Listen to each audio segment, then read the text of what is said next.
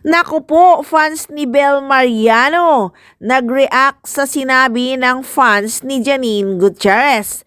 Dahil nga sa number 45 si Janine Gutierrez sa The Most Beautiful Faces in the World ngayong 2023 ay naging usap-usapan nga ang pagiging isa sa pinakamagandang mukha sa buong mundo.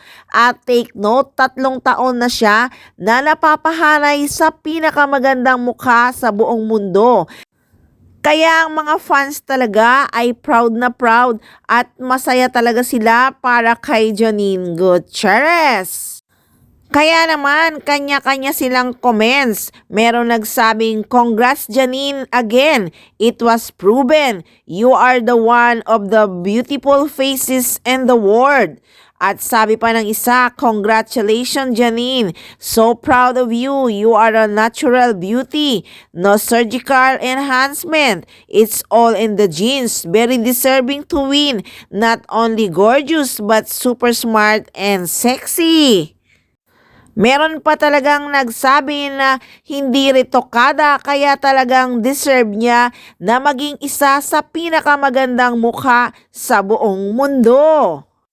Kaya naman hindi naiwasan na may mag-comment na si Bel Mariano ay retokada na rin at si Ivana Alawi, kasama na rin si Kim Chiu.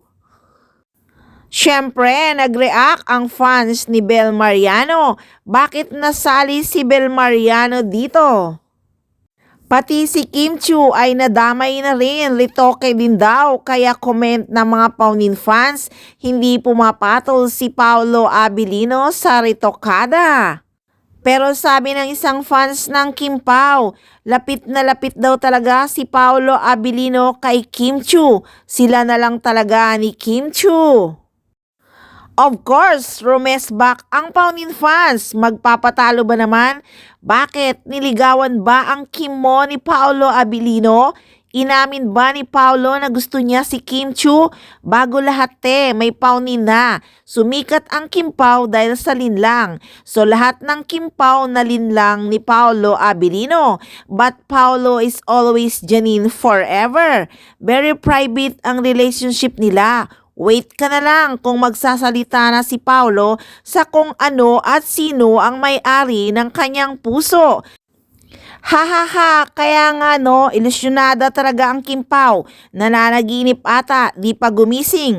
Wait nyo lang ang Paunin, siguradong tutulo ang laway nyo sa inggit at kilig. So guys, yan lang munang chika at walang masyadong ganap ang Paunin.